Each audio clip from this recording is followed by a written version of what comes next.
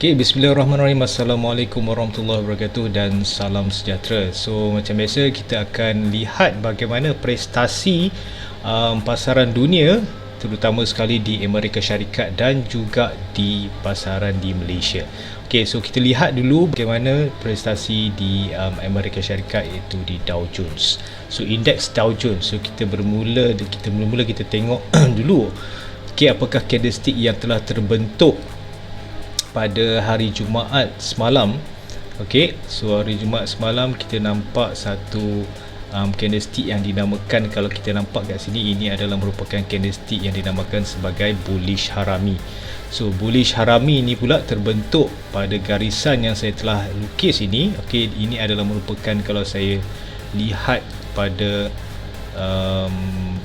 kalau saya zoom out, okay, so zoom out, saya nampak ini adalah merupakan garisan uptrend channel yang saya telah lukis sebelum ini. So dia berlaku betul-betul pada uptrend channel ini. Okay, so ini menunjukkan bahawa sekiranya pada minggu hadapan dia melepasi aras 34461, ini adalah merupakan satu confirmation yang menyatakan bahawa dia mungkin akan membuat kenaikan. Okay, so 34461 adalah merupakan aras confirmation bagi bullish harami ini. Okay, namun kita tengok pada minggu lepas saya telah nyatakan sekiranya dia break pada 33275 ini, ada kemungkinan besar dia hendak membuat satu corak yang dinamakan sebagai inverted cup handle. So nampak kali ini dia mungkin akan membuat kenaikan. Okey, dan sekiranya dia membuat kenaikan dan gagal untuk melepasi aras 35620, iaitu aras resistance ataupun aras rintangan tertinggi bagi Dow Jones, ada kemungkinan dia akan membuat satu lagi corak yang dinamakan, dipanggil sebagai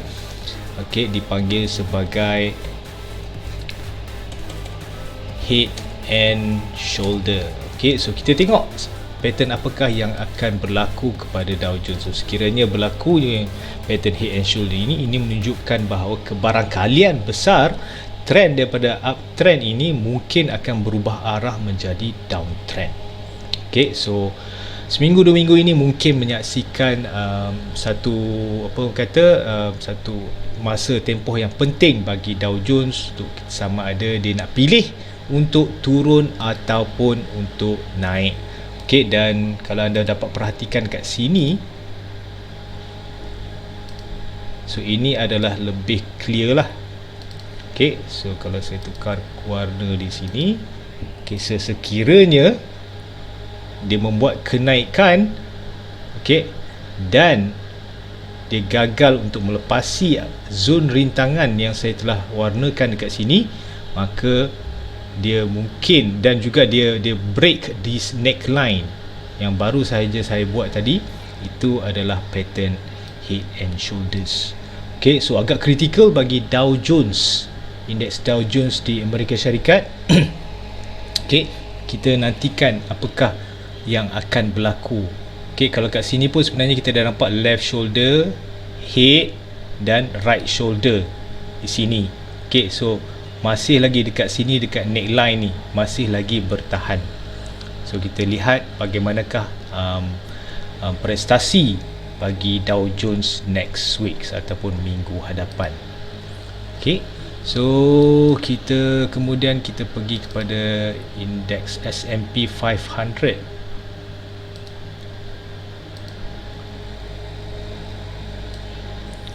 So indeks S&P 500, kalau kita buat cara yang sama, so dekat sini kita boleh nampak ada juga pembentukan yang sama juga, di mana ini adalah merupakan left shoulder, head dan right shoulder. Sama seperti indeks Dow Jones tadi. So mampukah dia bertahan di atas garisan neckline ini?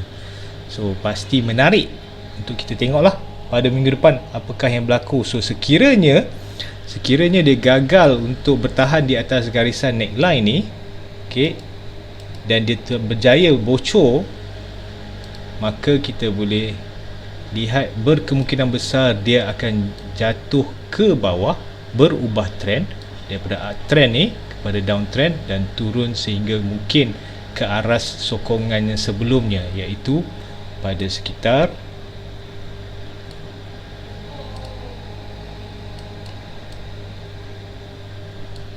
4060. Okey, so ada kemungkinan sekiranya dia break neckline ni, okey, maka dia kemungkinan akan turun sehingga 4060 berdasarkan ilmu chart pattern. Okey, so S&P 500 dan Dow Jones menunjukkan corak yang sama, and then kita lihat juga bagaimana prestasi Nasdaq ataupun indeks teknologi. Okey, so dekat sini kita nampak dia menghampiri kawasan yang dinamakan sebagai bahagian garisan bawah uptrend channel ini. Okey, dan kat sini juga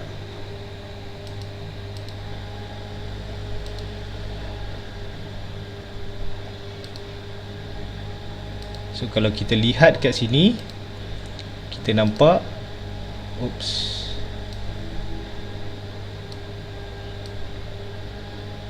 berlakunya satu break. Okey, previously dia berlakunya satu break dekat sini. Corak ini dinamakan sebagai inverted cup and handle. Okey, satu reversal pattern. Mana kita boleh buat target setelah dia break pada beberapa minggu lepas, dia berkemungkinan akan datang untuk test pada zone the next RBS kat sini. Okay, so saya telah jangkakan di mana dia mungkin akan datang untuk retest this previous zone. Okay, previous resistance become support zone. So saya masih lagi bearish untuk indeks teknologi bagi di Amerika Syarikat sekarang ni. Okay, so indeks teknologi nampak bearish, indeks Dow Jones di Amerika Syarikat nampak agak critical, genting, okay, pada sekarang ini, dan S&P 500 juga begitu juga. Okay, and then kita lihat di tanah air kita di Malaysia, bagaimanakah prestasi di Malaysia. So dia telah membuat kenaikan and then kemudian turun, datang di zone ini, rebound, dan gagal untuk melepasi garisan hitam yang saya telah warnakan kat sini. Ini adalah merupakan garisan yang dinamakan sebagai the previous resistance. So the previous resistance gagal melepasi garisan tersebut dan terus datang kembali ke dalam zone RBS. So ada kemungkinan sekarang ni sekiranya zone ini gagal untuk bertahan, maka dia akan datang turun lagi ke bawah menuju ke Fibonacci ratio 78.6% ini yang saya telah tandakan di sini. So sama juga agak kritikal bagi indeks KLCI di sini. Dan kalau kita nampak di sini, dia ada membuat satu corak, berkemungkinan sekarang ni dia membuat satu correction.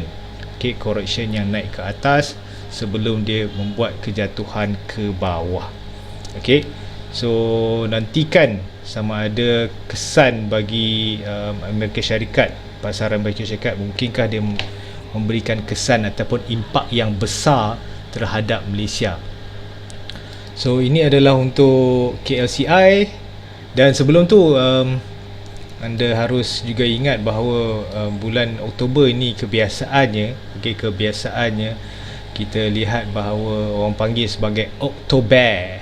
So banyak keputusan-keputusan syarikat yang akan diumumkan ataupun yang telah diumumkan. So anda harus berhati-hati. And then KLCI kita dah tengok, and then kita lihat kepada small cap. So small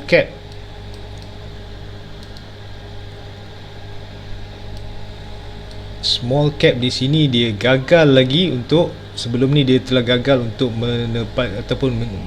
sampai ke target saya.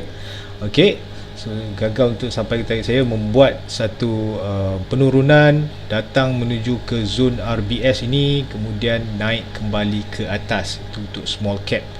So ada kemungkinan saya menjangkakan bahawa dia akan datang retest semula kawasan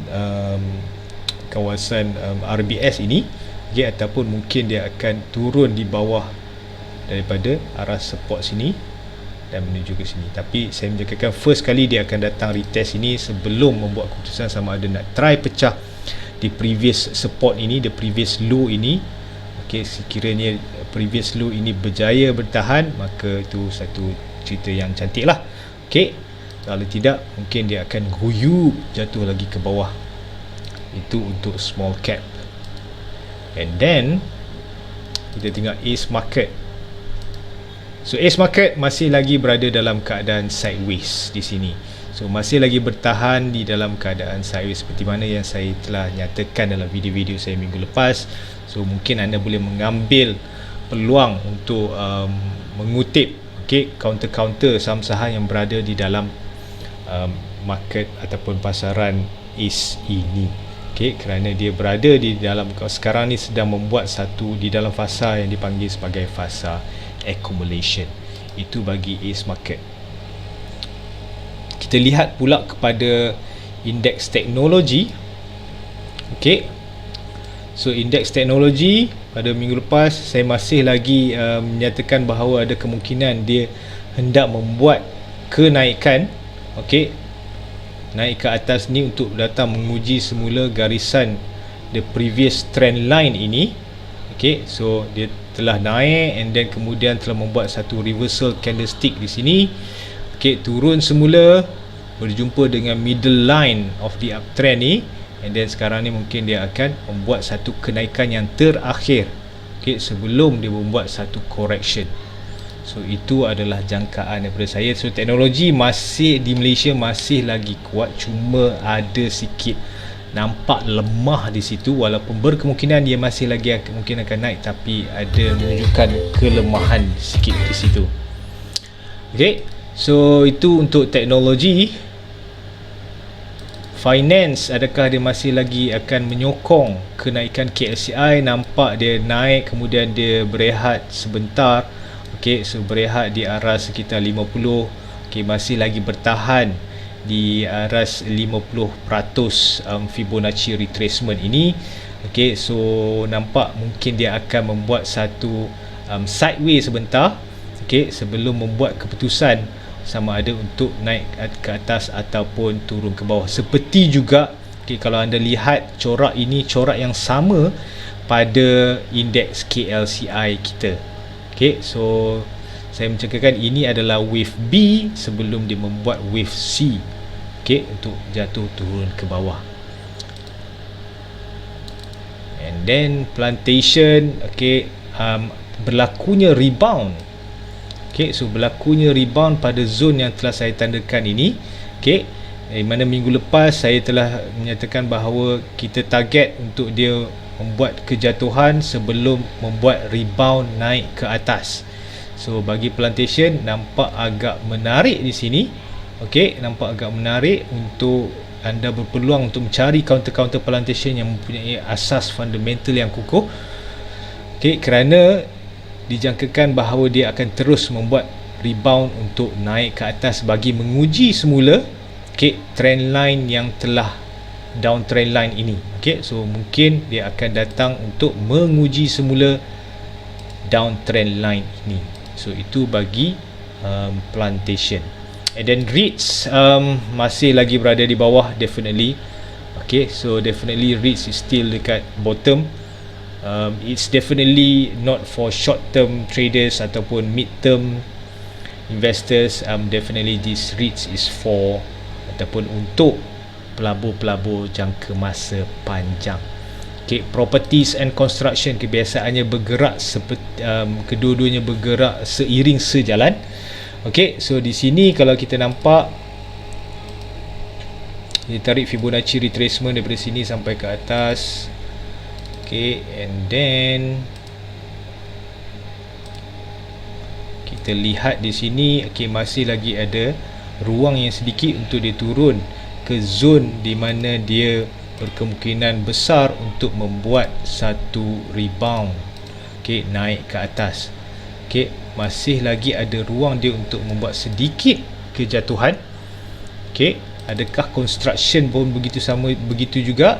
So sama saja, kita tarik Fibonacci retracement, naik daripada bawah naik ke atas. So ni lain sikit.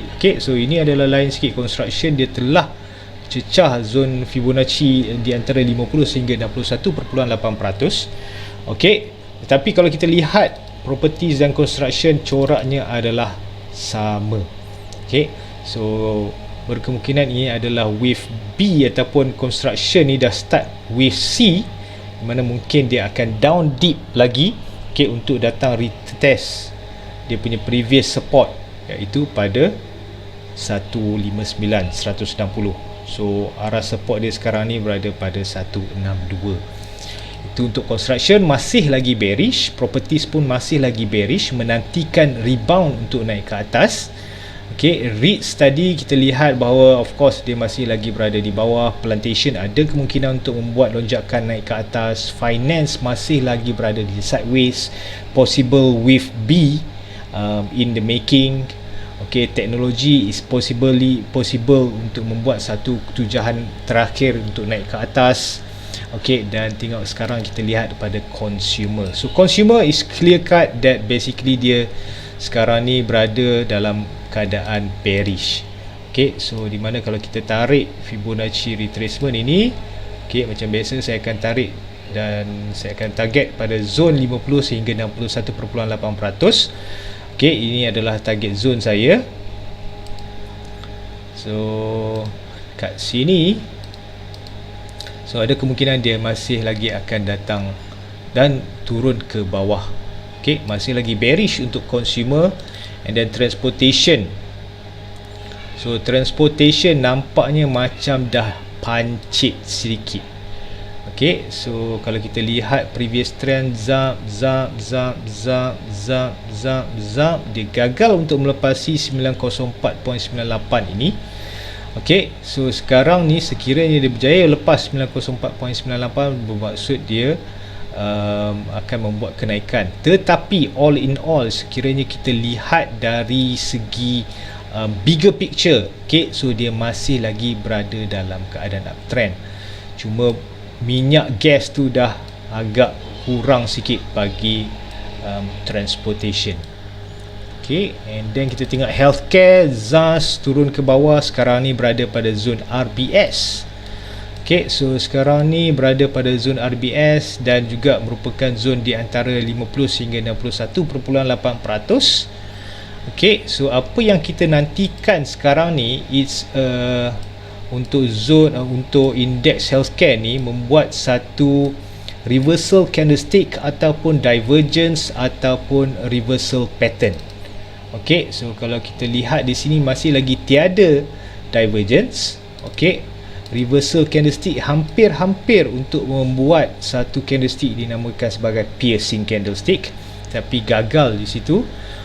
So berkemungkinan dia akan membuat sideways sebentar untuk indeks healthcare sebelum membuat rebound naik ke atas. Industrial products. So industrial products telah membuat bearish engulfing di sini. Pada 2-3 minggu lepas telah membuat bearish engulfing. Jangkaan saya meleset untuk industrial products, di mana saya menjangkakan bahawa daripada bearish engulfing ni dia akan membuat satu reversal turun menuju ke zone neckline di sini. Sebab kalau kita nampak kat sini ada kemungkinan dia membuat satu corak sebelum ni. Sebelum ni kita nampak kat sini ada corak dipanggil sebagai inverted cup and handle. So ini adalah merupakan neckline dia. So kali ini dia dah cancel off di pattern itself. So kita lihat sama ada corak ini ataupun breakout yang telah berlaku pada minggu lepas bagi sektor industrial products ni mampu bertahan dan terus naik ke atas. Dan apa yang kita tak nak lihat adalah sekiranya dia membuat satu corak left shoulder, head dan right shoulder. So itu yang kita tak nak lihat lah. Okay, apapun kita kena respect Mr. Market. Okay, apakah yang akan berlaku dengan pasaran industrial produk. So setakat ni masih lagi nampak bullish, namun saya nampak mungkin perlu berhati-hati. Okay, mungkin perlu berhati-hati disebabkan oleh pembentukan yang candlestick yang dinamakan sebagai spinning top ini. Okay, so spinning top telah berlaku di atas ni. So kita nampak ada rejection. Okay, minggu lepas ada rejection apabila dia membuat kenaikan. So bermaksud berlakunya satu ataupun orang panggil sebagai penjualan saham banyak berlaku bagi sektor industrial products. So energy, okay, energy dengan kenaikan harga brand, okay, yang telah membuat satu breakout downtrend line minggu lepas, indeks energy nampaknya gagal untuk meneruskan momentum kenaikan. Okay, dia telah naik ke atas, ini carta weekly so dia telah naik ke atas, kemudian zas turun ke bawah. So berkemungkinan kalau kita lihat kat sini, okay, dia mungkin akan membuat satu apa yang dipanggil sebagai sideways sebentar. Okay, so ada kemungkinan dia akan membuat satu corak sideways sebentar, okay, sebelum dia naik ke atas semula. Okay, untuk sektor energi. So harus berhati-hati pada pendapat saya, anda harus berhati-hati untuk minggu depan ni. Okay, kerana keadaan menunjukkan bahawa sentimen pasaran sekarang ni dengan situasi Evergrande di China dan juga dengan apa yang kita lihat pada chart yang berlaku dekat Dow Jones dan juga di Malaysia sekarang ni. So sentimen tu menunjukkan bahawa para pelabur berhati-hati di dalam membuat sebarang keputusan perdagangan. Namun kalau anda baca berita sekarang ni, kita dapat lihat bahawa the positive side of it is that ramai pelabur-pelabur luar telah mula kembali melabur di pasaran Malaysia. Okay, so that's the good news, but at the same time masih lagi perlu berhati-hati kerana pasaran sekarang ni masih lagi berada dalam keadaan yang agak ketidaktentuan. Okay, walaupun keadaan politik Malaysia nampak agak stabil, okay, tetapi masih lagi berada dalam keadaan berhati-hati. Okay, itu sahaja market outlook bagi saya. Cuaca nampaknya masih lagi ada ribut petir, masih lagi hujan dan tak nampak sebarang keadaan cuaca cerah. Okay, so sekian, terima kasih. Jadilah pelabur yang bijak. Jika anda suka info ini, okay, pastikan anda berkongsi dengan rakan-rakan anda. Share, like and subscribe. Thank you.